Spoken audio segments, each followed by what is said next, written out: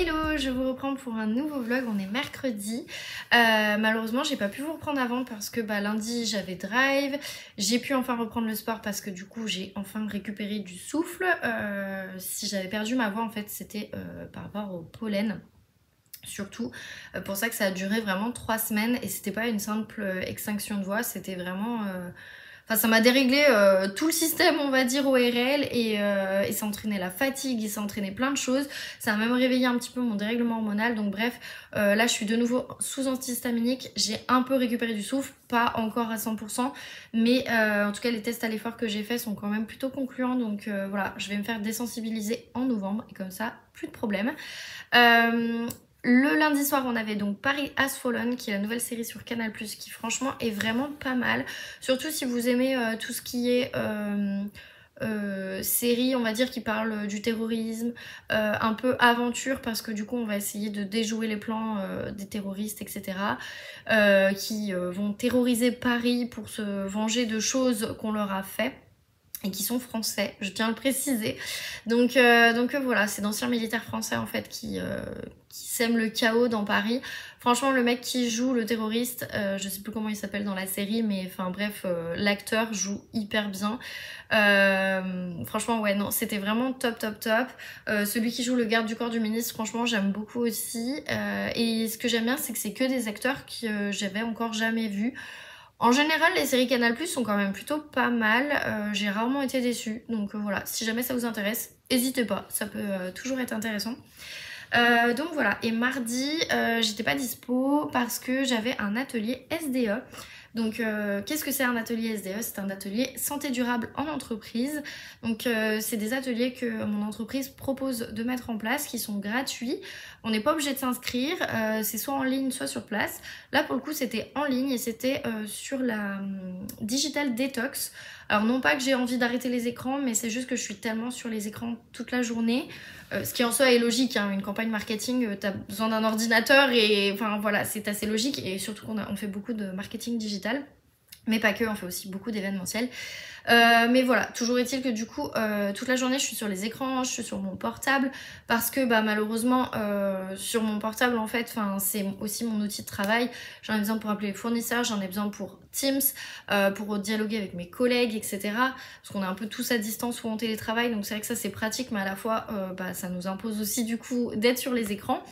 Et bref, c'est un peu contraignant et je me rends compte que des fois le soir, le stress de certaines tâches du boulot que je veux absolument terminer pour que ce soit nickel pour le lendemain, du coup je reste plus souvent sur mon téléphone ou alors je suis sur les réseaux sociaux, je scrolle mais sans but précis.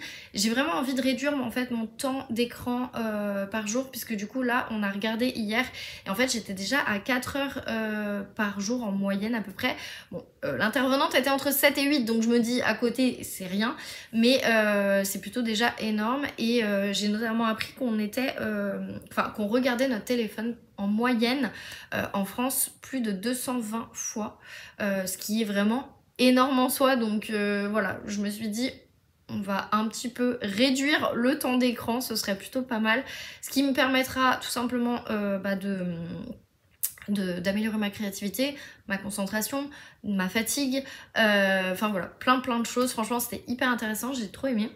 Et puis après je voulais filmer, mais en fait ma maman m'a appelé et après mon chéri est rentré et puis après il y avait koh et voilà. Donc ce qui fait que je vous reprends maintenant parce que j'ai un petit temps de pause ce midi avant de renchaîner 2-3 réunions. Et puis voilà, c'est vrai que c'est pratique le télétravail pour ça, parce qu'on peut tout simplement s'organiser un petit peu comme on en a envie. Donc voilà. Par rapport au dernier vlog, je vous disais que du coup, donc je l'avais clôturé. J'ai vraiment terminé donc en lisant complètement 95 pages sur la journée, ce qui était déjà pas mal, mais du coup pas suffisant. Et en fait, ça me fait terminer le challenge à 549 pages sur 700 à lire dans la semaine. En soi, c'est le plus haut que j'ai fait jusqu'à maintenant. Mais c'est quand même un peu... Enfin, c'est pas assez. par rapport au challenge. Donc voilà, du coup j'étais quand même contente parce que j'ai réussi pratiquement à, pas tout à fait, mais en tout cas à faire au moins 3 jours à 100 pages, donc ça c'était cool. Et ce qui fait qu'en fait j'avais un peu gardé ce rythme parce que lundi, malgré le fait qu'il y avait le drive, le sport et Paris Has Fallen. Paris Has Fallen s'est terminé à 22h30. J'ai eu le temps de me doucher et après je me suis fait 1 heure de lecture et du coup j'ai pu lire une centaine de pages. Ce qui est cool parce que j'ai amélioré mon rythme parce que d'habitude en 1 heure j'arrive à lire à peu près 50 pages, on va dire, entre 30 et 50 pages. Là pour le coup, non, je crois que j'avais fait 1h20. Peut-être 1h15, 1h20, et du coup j'avais lu 100 pages, donc mon rythme s'améliore, et en plus de ça j'avais lu 108 pages, donc même si c'est plus le challenge, écoutez, j'étais quand même contente de moi. Par contre hier j'ai rien pu faire, parce que bon, en plus Koh-Lanta finit tard, et on s'est couché très très tard, et j'ai réussi à lire que 14 pages, donc voilà, c'est pas très grave en soi. Je vais m'améliorer aujourd'hui, donc voilà, mais voilà, il y a pas mort d'homme en soi. Du coup, par rapport à mes lectures, je pensais avoir terminé lundi du coup La mort en blanc de Ragnar Jonasson, mais finalement je vais le terminer là, je pense à midi ou en tout cas en début de soirée, parce que j'en suis à 88%. Je vous cache pas que j'ai un peu peur de connaître déjà la fin en fait, parce que tout s'accélère à partir de 50%. Il y a des tonnes de rebondissements, il y a des tonnes d'informations qu'on apprend.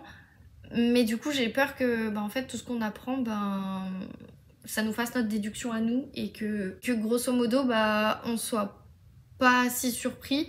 En tout cas les filles, parce que je le lis du coup en lecture commune avec Justine et Audrey, et donc elles ont fini, donc Audrey l'a fini lundi dernier, Justine l'a fini je crois samedi ou dimanche, je ne sais plus, bref, voilà.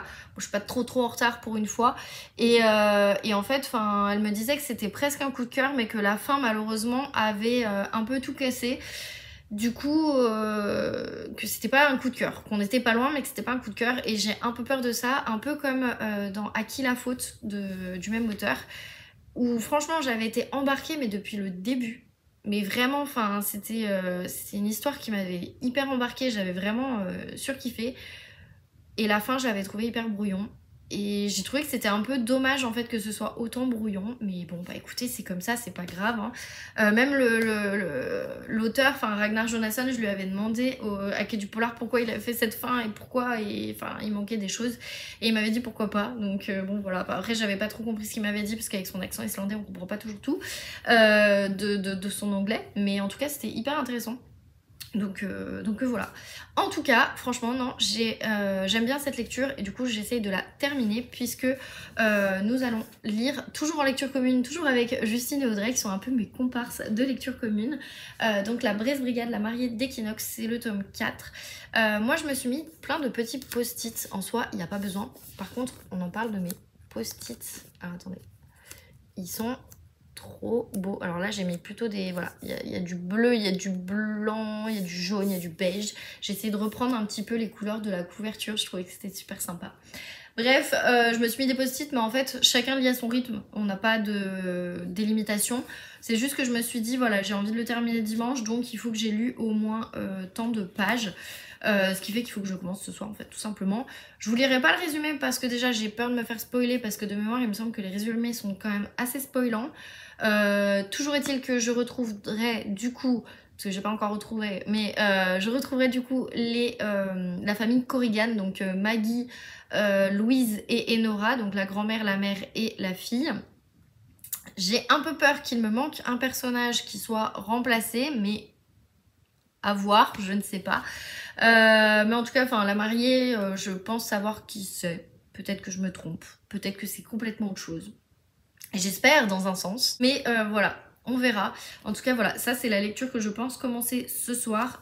Il n'y a pas de raison, puisque celui-ci du coup à 88%, grosso modo c'est comme s'il me manquait, je crois qu'il me manque une quarantaine de pages. Donc ça se fait. Ne pas oublier que La mort en blanc sort la semaine prochaine, donc quand vous verrez ce vlog il sortira il sortira le vendredi je crois, le 4. Je crois que le 4 c'est un vendredi. Donc voilà, pour l'info, il sort aux éditions de La Martinière. Moi je l'ai en avance parce que du coup je l'ai grâce à NetGalley. et les éditions de La Martinière qui ont accepté de me l'envoyer. Et franchement, enfin, je suis hyper reconnaissante parce que tout ce que je demande aux éditions de La Martinière, en général, c'est des choses que j'aime plutôt bien. Donc voilà, bref, ça me fera un SP Nez de Galets en moins parce que là aussi c'est un but, c'est que je les réduise et je vais essayer d'en lire un par mois pour vraiment les réduire, donc il faut que ça file, donc voilà, bref, trop contente en tout cas de l'avoir avancé. Je vous en dirai plus demain quand je l'aurai terminé et quand j'aurai commencé celui-ci. J'ai aussi du coup Les Femmes du bout du monde que je reprendrai bien évidemment, mais chaque chose en son temps, j'ai envie de vous dire.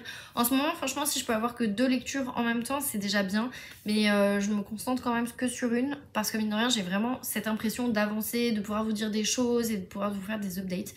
Donc voilà quoi, grosso modo. Bref, j'ai pas plus avancé le 8, donc je vais m'arrêter là et puis je vous retrouve demain, ce sera plus simple.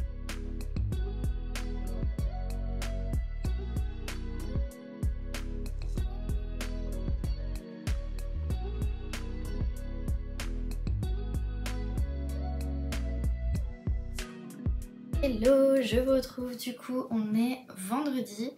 Je vous prends en rapide parce qu'après je dois rejoindre mon chéri. Là cette fin de semaine c'est du non-stop. Je sais pas encore comment je tiens debout, je vous avoue, parce que entre le boulot, parce qu'il y avait des événements, parce que j'ai des lancements de campagne, parce que voilà, il y a eu pas mal de choses et des choses très urgentes à clôturer qui nous sont un peu tombées dessus entre hier et aujourd'hui, donc c'est vrai que c'était pas évident. En plus de ça, au niveau moral, on va dire, c'est pas ouf parce que j'ai appris qu'il y avait un décès dans ma famille, du côté de ma maman. Voilà, c'est pas quelqu'un qui est très très proche, mais que je connaissais quand même très bien, donc voilà, c'était pas évident. Et la fatigue, forcément, qui joue. J'ai aussi eu cours de conduite à midi, enfin bref.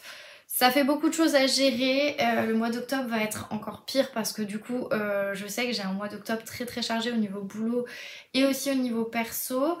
Même les filles du book club m'ont demandé de renseigner en fait, parce qu'on fait toujours un doodle pour savoir quand est-ce qu'on peut caler une date où il y a le plus de monde. Et en fait c'est là où je me suis rendu compte que je peux caler presque pas de date et ça m'embête parce que j'adore aller au book club en fait, mais du coup je peux pas trop quoi. Donc bref, voilà, je sais pas trop, c'est comme ça, c'est pas grave. Donc voilà, on verra. En soi, voilà, je n'ai pas plus d'infos, donc on verra. Même ce week-end, j'ai un week-end qui est pas tant chargé que ça, mais qui est un peu chargé parce que du coup je dois aller voir ma grand-mère avec mon frère et ma belle-sœur, et le soir on va rejoindre mes copines Julia et Océane ainsi que leur chéri pour se faire un resto. Je pense que je vous filmerai parce que franchement c'est quand même plutôt atypique, enfin en tout cas pour Lyon c'est un peu atypique parce que c'est un resto de raclette, fondue, etc.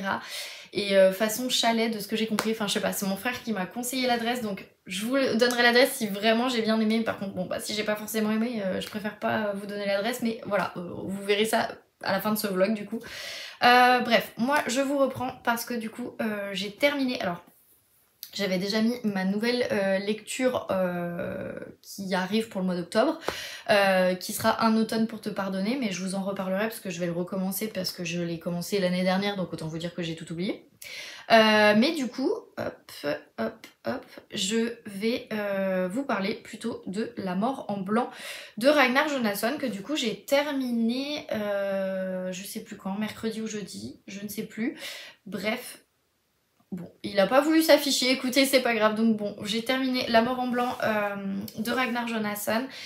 Et pour le coup, je rejoins un peu Audrey et Justine sur leur avis parce que en fait, au bout d'un moment, on s'attache énormément à LG, qui est donc le criminologue qui va enquêter sur l'ancienne enquête qu'il y avait en 1983 de mémoire. Et en fait, c'est là où c'est un petit peu dommage, c'est que on s'y attache, et à la fin, il se passe un truc et Et on se dit mais pourquoi en fait, pourquoi? Et genre en 2 phrases c'est fini et on vous laisse avec un suspense parce qu'en fait on sait même pas ce qui se passe réellement. Je peux pas vous dire quoi mais grosso modo, enfin parce que j'ai pas envie de vous spoiler non plus, mais moi ça m'a frustrée parce que on a le dénouement, on sait qui est du coup le criminel, enfin la personne qui a tué les 2 personnes en 1983, les raisons, etc. On sait. Il n'y a pas de problème. Mais par contre, ça continue, ça continue, ça continue. Donc forcément, on va nous parler de Hulda, parce que je vous disais, c'est la saga de la Dame de Reykjavik. Et on va nous parler aussi du coup de LG, parce que bah, c'est un peu le héros, enfin pas le héros, mais en tout cas la personne que l'on va suivre. Et là, il se passe 2 phrases et on ne sait plus. Voilà, on ne sait plus, on ne sait pas ce qui se passe. Donc est-ce qu'il va y avoir une suite? Pas, je ne sais pas. Mais du coup, c'est tellement frustrant que je peux pas le mettre en coup de cœur. J'ai vraiment bien aimé, mais j'ai pas autant aimé que Comment j'ai tué ton mari. Ce qui fait que Comment j'ai tué ton mari restera mon coup de cœur de ce mois-ci. Ce qui fait que du coup pour le moment j'ai fini 2 livres sur le mois de septembre. Écoutez, c'est mieux que rien. Voilà. J'ai déjà commencé à faire mon planning de octobre. Bref. Et donc, bah, du coup, j'ai avancé, j'ai repris en fait ce livre qui m'a accompagnée cette fin de semaine. Ouais, que j'ai trimballé partout, pour le boulot, pour etc. Dès que j'avais un moment en fait, et ben en fait du coup je lisais ce livre. Et franchement, enfin voilà, j'ai grignoté, j'ai pas vraiment beaucoup avancé, mais j'ai grignoté. Donc Les femmes du bout du monde de Melissa d'Acosta, que je vais peut-être pouvoir voir dans 3 semaines, c'est pour ça que j'aimerais bien l'avoir terminé, on verra. Toujours est-il que du coup, franchement, j'ai bien aimé ce début de livre.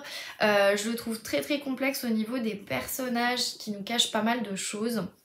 Je vais vous relire le résumé, comme ça on repart depuis zéro et vous savez de quoi je parle. Donc, à la pointe sud de la Nouvelle-Zélande, dans la région isolée des Catlins, au cœur d'une nature sauvage, vivent Autumn et sa fille Millie. Sur ce dernier bastion de terre avant l'océan austral et le pôle sud, elle gère le camping. Bon alors, je ne parle toujours pas maori, mais Mutunga Oteao, donc qui veut dire le bout du monde. Autumn et Millie forment un duo inséparable jusqu'au jour où débarque Flore, une jeune parisienne en quête de rédemption. Hantée par le passé mais bercée par les vents et les légendes maoris, ces 3 femmes apprendront à se connaître, à se pardonner et à s'aimer. Voilà, franchement, j'adore la plume de Melissa d'Acosta, je suis embarquée. Donc là j'en suis à page 52, donc je vous ai dit, je l'ai grignoté, mais je pense que dans le week-end je vais plutôt bien l'avancer parce que mine de rien, j'aime bien. Voilà, il n'y a pas énormément de personnages, donc ça c'est top aussi pour suivre. En plus, il peut rentrer dans le Happy Fall Challenge et il peut rentrer dans comme un craquement d'automne, de feuilles, je sais plus, le challenge de Eileen, parce que du coup on est vraiment dans la nature, on va nous parler du vent, des feuilles, des otaries, voilà. Et en fait j'aime trop et je trouve que c'est super sympa. Julia, je sais que tu regardes ses vlogs, il va vraiment te plaire parce que la Nouvelle-Zélande, tu y as été, donc voilà. Mais c'est pour ça que je vais essayer de vraiment le terminer. Je te passerai pas demain, ça c'est sûr, mais potentiellement la prochaine fois qu'on se revoit, parce que voilà. Et puis de toute façon je te l'aurais pas passé demain parce que je veux le faire dédicacer, et comme je risque de voir cette autrice, et c'était pas l'autrice dont je vous parlais la dernière fois, mais voilà, comme je risque de la voir, bah écoutez, voilà. Peut-être que je lui prendrai un autre roman. Je suis pas sûre de prendre Tenir debout parce que le sujet est un peu difficile et honnêtement c'est pas la meilleure période pour moi, donc je ne le prendrai pas. Mais par contre il y en a d'autres de cette autrice qui me donnent envie, donc pourquoi pas. Écoutez, on verra. J'ai pas tout lu de toute façon de cette autrice. Mais franchement je l'aime bien, je le trouve très sympa et je sais pas, je trouve qu'il y a autant en fait de bienveillance vis-à-vis des personnages, etc., que de malveillance, mais envers eux-mêmes, on va dire, des personnes qui vont être très dures vis-à-vis d'elles. Ça revient un peu au même et je trouve que c'est top parce que du coup, voilà, on est vraiment sur une sorte de rédemption où on essaye de se pardonner sur des choses parce que Flore, on sait pas vraiment ce qu'elle fuit. On sait juste que il s'est passé quelque chose, ça a été très très dur et elle a préféré fuir à l'autre bout du monde parce que les gens veulent peut-être pas la revoir. Elle a fait quelque chose, on sait pas, voilà. on sait juste pas. Pareil pour Autumn et Emily, on sait pas vraiment. On sait qu'il y a des non-dits entre elles, mais on sait pas vraiment. Donc voilà. Mais en tout cas, j'aime bien ce roman, c'est très bien construit. Les personnages, je commence à m'y attacher alors que j'ai lu que 50 pages. Donc voilà, pour le coup, une bonne lecture et je vais la continuer. Je sais pas si je vous reprends demain. Mais potentiellement peut-être plus dimanche, comme ça j'aurai peut-être plus de choses à vous dire si ce soir j'ai pas le temps de lire parce que là il faut que je rejoigne mon chéri, donc voilà, tout simplement. Je vous laisse là et puis je vous retrouve du coup dimanche, ce sera plus simple.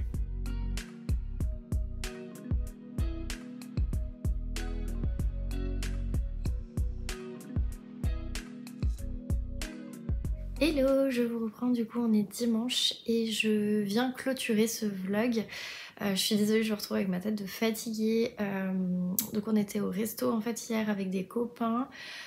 Donc le resto c'était les Marmottes à Lyon, qui est pas très loin du métro Saxe pour ceux que ça peut intéresser qui sont à Lyon.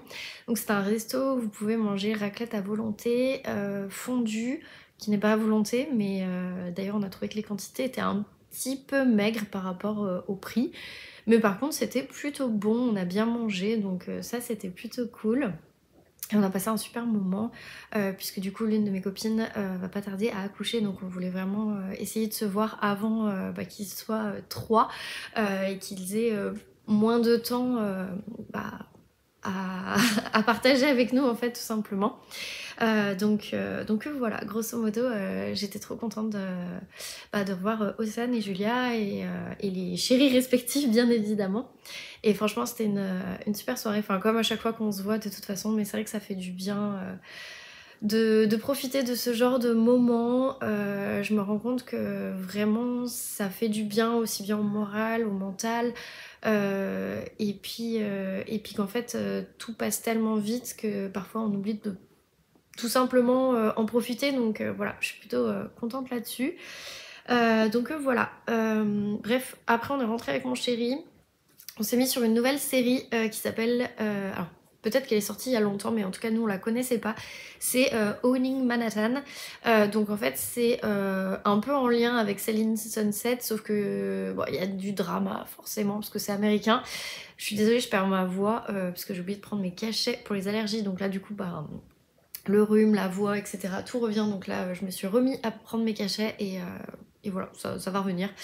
Et bref, du coup on a commencé à regarder donc l'épisode qui nous manquait et en fait, enfin qu'on avait commencé avant de partir au resto et en fait on a enchaîné, là je crois qu'on en est à l'épisode 5, 4 ou 5, bref, on en a fait plusieurs au point de se coucher en fait à 3h du matin, après parce que mon chéri voulait jouer avec son jeu, parce que du coup en fait j'ai été lui chercher son jeu, donc c'est FC25 si je vous dis pas de bêtises, donc c'est l'ancien FIFA, et il voulait quand même jouer un petit peu puisque en fait à partir de demain il repart à Grenoble, donc on sait pas encore s'il rentre dans la semaine ou s'il reste jusqu'à dimanche. Ce qui fait que je vais être toute seule la semaine prochaine, donc voilà, il voulait aussi un petit peu profiter de sa PlayStation, ce qui en soi est logique, mais du coup on s'est couché à 3h du matin. J'ai toujours les problèmes avec les voisins et leurs cigarettes magiques, ce qui fait que quand on est rentré ça puait comme pas possible chez nous, donc j'ai mis des bougies etc. Et en fait ça m'a trotté dans la tête toute la journée et du coup j'ai mis un mot dans l'ascenseur pour que là ça cesse, parce que franchement enfin c'est plus possible. Et puis voilà quoi, donc on verra ce que ça fait, je ne sais pas pour le coup, donc voilà. Bref, aujourd'hui c'était ménage, c'était rangement, parce que j'avais envie d'avoir l'appartement clean, que quand mon chéri, parce que là il est parti bosser, il devait pas, mais bon il manquait quelqu'un, donc du coup là il va pas tarder à revenir, c'est pour ça que j'en profite pour vous filmer avant qu'il arrive. Mais voilà, du coup c'était ménage, rangement, parce que j'avais besoin mentalement que mon chez moi ressemble à quelque chose de clean, et puis que quand je suis pas bien j'ai besoin de ranger, donc voilà, de nettoyer, de ranger. L'appart est hyper clean là pour le coup, donc voilà, je m'y sens bien, je peux démarrer une semaine plutôt tranquille. Et voilà, et en fait j'ai eu besoin de me poser pour lire parce que ça faisait un bout de temps. Hier j'ai pas du tout lu, j'ai un peu couru après le temps et je me suis dit tu profites pas suffisamment de tes dimanches, et donc du coup je me suis posée bien 1 heure pour lire. Et j'ai avancé du coup Les Femmes du bout du monde de Melissa d'Acosta. Et normalement je vais aller la voir le 12 septembre à Saint-Étienne. Donc du coup j'avais très envie de le terminer. Je suis loin de l'avoir terminé, mais franchement j'ai adoré le passage que j'ai lu tout à l'heure. Franchement, je trouve que cette plume elle est puissante dans le sens où elle vous embarque.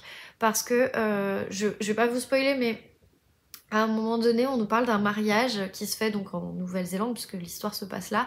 Et en fait, on va nous parler des traditions maoris, parce que c'est un mariage dans la communauté maori.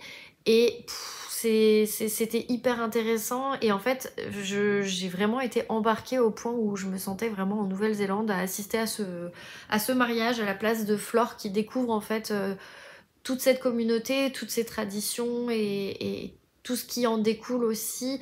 Et le fait que donc ce qu'on appelle les Kiwis, donc c'est les Européens, et bien en fait ils sont complètement différents des Maoris.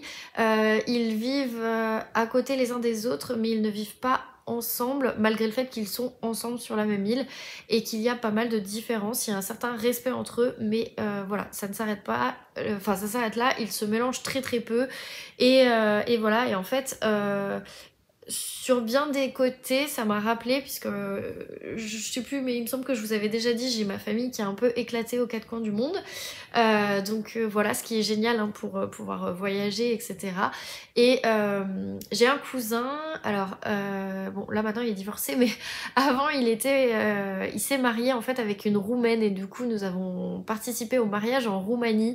Et franchement je crois que c'était un des plus beaux voyages de ma vie parce qu'avec mes parents on en avait profité pour faire un road trip. On était parti de Lyon, on avait fait l'Italie, on avait fait l'Autriche, la Hongrie, la Roumanie et on était revenu par la Slovénie, Autriche, non Slovénie, Italie et Suisse et après Lyon. Et enfin bref voilà, c'était trop bien. Et en fait j'ai pu découvrir du coup des rites et des traditions roumaines, parce que le mariage était dans les Carpates. C'était vraiment paumé, vraiment dans la Roumanie profonde, mais c'était hyper intéressant. Et franchement j'ai trop aimé. Et là du coup j'ai eu l'impression à la fois de revivre mes souvenirs de ce voyage parce que et de ce mariage, parce que c'était il y a... Je saurais même plus vous dire, mais ça fait plus de 10 ans. Je crois que c'était en 2002. Et franchement, c'était hyper intéressant parce que du coup, c'est pas du tout les mêmes mariages que l'on a chez nous. C'était un mariage protestant. Ma famille, elle est toute religion, on va dire. Il y a vraiment de tout. Et ça, c'est top pour le multiculturalisme, on va dire. Enfin, je sais pas comment vous dites, mais bref, vous avez compris. Et en fait, là, du coup, je me suis dit, putain, j'ai envie, en fait, d'aller en Nouvelle-Zélande. Enfin... On nous parle tellement de la nature. En fait, la nature de l'île, en fait, même pas la nature de l'île, mais là on est sur l'île des Catlins, donc qui est une des îles de Nouvelle-Zélande, qui est la plus au sud. Et en fait, j'ai l'impression que l'île est un 4e personnage principal, puisqu'on est vraiment emporté dans cette nature et dans tout ça, et à la fois dans ces cultures qui sont complètement différentes, mais qui sont hyper intéressantes. On nous parle de faire un haka pour le mariage ou ce genre de choses, et c'est vrai que nous, de la Nouvelle-Zélande, on connaît les All Blacks, enfin en tout cas moi, je connais les All Blacks et je connais le haka, mais après voilà, et les Kiwis. Donc les Néo-Zélandais européens, on les surnomme les Kiwis. Et en fait, le kiwi, ce n'est pas seulement un fruit, c'est aussi un oiseau. Et c'est un peu l'emblème voilà, de la Nouvelle-Zélande. Mais bref, enfin voilà, moi qui adore voyager, et c'est pour ça que j'aime beaucoup la saga des 7 sœurs, là pour le coup, je suis hyper contente de le lire parce que j'ai l'impression de revoyager. Et ouais, pendant 1 heure, j'avais l'impression d'être partie avec Flore et Millie à ce mariage. Et voilà quoi. Et j'aime bien parce qu'au fur et à mesure que l'histoire avance, on se rend compte qu'elles apprennent à se découvrir, à s'apprécier malgré leurs défauts, malgré leur culture qui est différente, malgré leur vécu, malgré tout ça. Et je trouve ça hyper intéressant. Et comme je vous disais, c'est une plume qui est ultra forte. On parlait avec ma copine Lise et je disais mais c'est puissant comme écriture parce que on est embarqué, on se sent à la fois imprégné dans cette histoire, mais aussi à la fois bah pas forcément, en fait on comprend pas toujours tout, on sait pas ce que les personnages veulent nous dire, et enfin bref, je trouve que c'est top. Donc du coup j'en suis à la page 114, donc voilà, je n'ai pas beaucoup avancé, mais je vais continuer à l'avancer. Vu que je suis seule cette semaine, bah forcément ça va me permettre de pas mal lire. Surtout que là j'ai 2 lectures communes qui commencent la semaine prochaine, dont un qui est vraiment très petit, donc ça vous verrez dans le prochain vlog.